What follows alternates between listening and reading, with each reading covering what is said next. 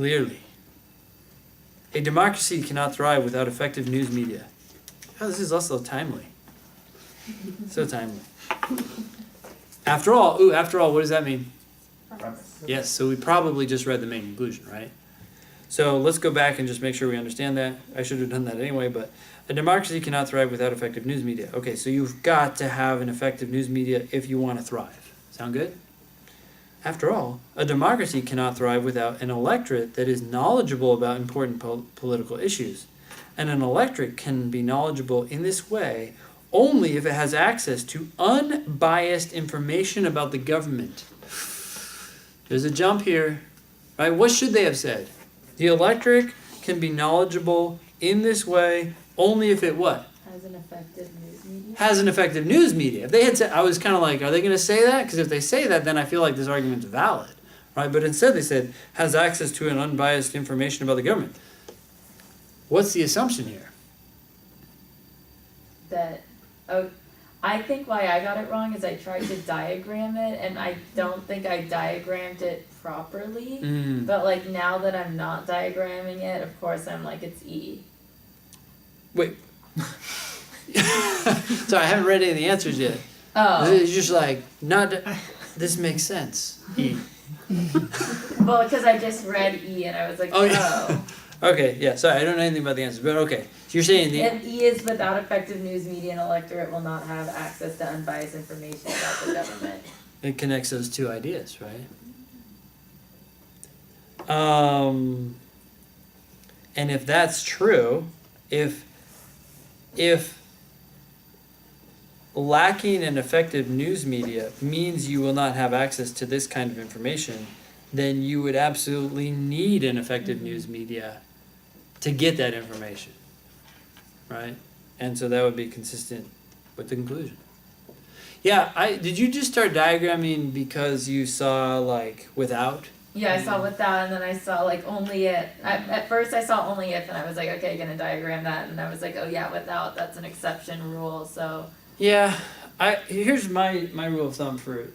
I think it's very valuable to know these words because there are certainly cases where I read through the whole thing, I'm really trying to understand it, and I'm just like, oh, this is like very formulaic, and I can't get my mind wrapped around it intuitively. Or sometimes with the word unless, like our intuitive interpretation is actually wrong, so I just want to verify, right? Right.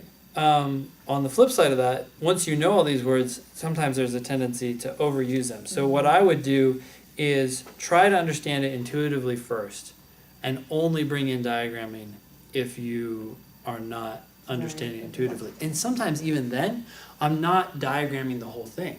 Sometimes you're having trouble understanding intuitively what an argument is saying because you don't understand what an individual sentence says. So you use the translator to translate that sentence into a normal if-then. You read that in your head, you know, like, oh, well, that means if this and that. Now everything flows together and it makes sense. So you don't even have to diagram everything. It's more like you have the ability to translate things when you need to, either all of them or just one of them. Okay. Yes? Can you just quickly write the if-then statement for E, like what it's saying? Sure.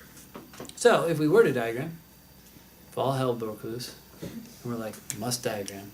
E says without. Without is the same as what, Chaz? Do you remember? Unless. If not. So if you don't have an effective news media, then you don't have access. You don't have access to unbiased information. Yep. Okay. So that's answer choice E. Are you guys cool with that? Now, I wouldn't diagram this one on the test, but let's take a look at this really quick.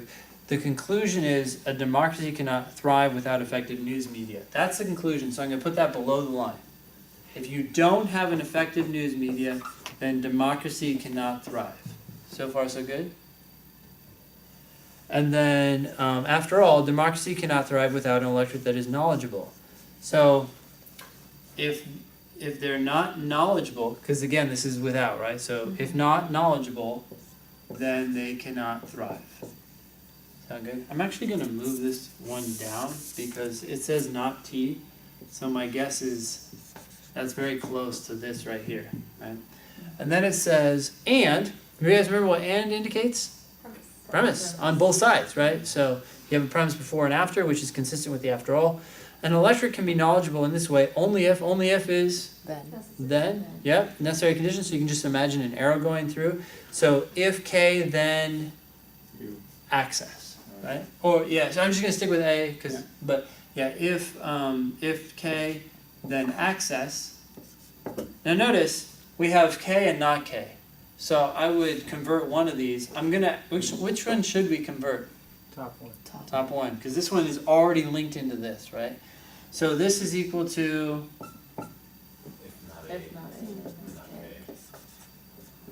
A. right? So now you can take this thing right here and put it right here. So you get not A leads to not K. And we're trying to prove this.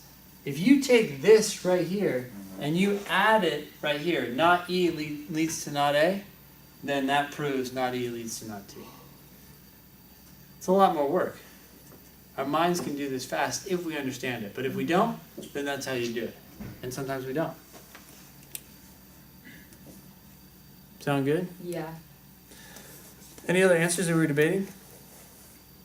I bet these are false contrapositives.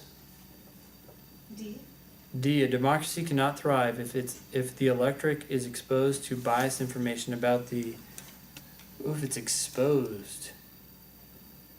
Even if you're exposed to biased information, you could still have access to unbiased information. So those things are not necessarily like, mutually exclusive.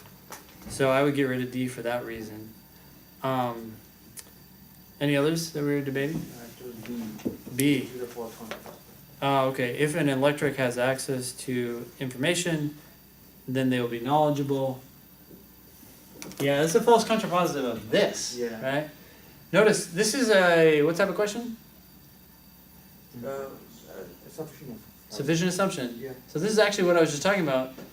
Because it's a sufficient assumption question, what absolutely has to be discussed in the conclusion? I mean, in the answer. News media. Or effective. E, right? In this case, that was effective news media. Yeah, news media. Sorry. It has to talk about this because that was never addressed in any of the premises. That's how sufficient assumption questions are very constrained. In a necessary assumption question, you wouldn't have to address that because you'd just be like, well, yes, this is necessary, even though it's not enough to prove the conclusion. But here, if they don't talk about E, then the answer will be wrong because it won't be sufficient. So does that mean that in any sufficient assumption question, the answer should necessarily address the conclusion? No. Very close. But think about it this way. If the conclusion in the argument has some element that's new, that was never addressed in the premises, then that element has to be addressed in the correct answer. Otherwise, that part of the conclusion will remain unproven. And the correct answer has to prove the conclusion in a sufficient assumption question. That is the definition of sufficient. So in most cases, yes, the correct answer is addressing some element of the conclusion. That said, that doesn't have to be the case. Let me give you a quick example. If I said to you, if A then B, if C then D, therefore if A then D, right? If that were my argument, the conclusion talks about A and the conclusion talks about D. Both of these ideas have already been addressed in the premises, so the correct answer does not have to address them. So it should show the connection from B to C. That's the most likely the correct answer. Anyone know the most likely correct answer? A to D. No, that'd just be restating the conclusion. So they could do that. That would work, right? If that's true, then the conclusion's true because that's the conclusion. But the most likely correct answer, we're gonna connect B to C, right? But do you know what the test writers would probably do? The contrapositive. They probably do the contrapositive. They probably do not C to not B, right? That's not the only possible correct answer though here. What else could we do? One would be B to C. One, of course, would be not C to not B. What else? A to C. A to C, yeah, just like skip over the B thing. Because if that's true, then that has to be true, right? Same, you could do the contrapositive of that. What else could you do? Not B to D, that would work. And the contrapositives of Contrapositive of that, right? What, did you have another one? Oh yeah, I was just gonna say not C, then not A. Yep, exactly. So, but either way, we've got to get from here to here. If we don't get from there to there, then the answer is wrong, right? So again, the sufficient assumption answers are constrained. They're forced to do certain things. Otherwise, they're not sufficient. But that's an example of a sufficient assumption answer that did not address the conclusion. All right, any other questions on this one? Okay.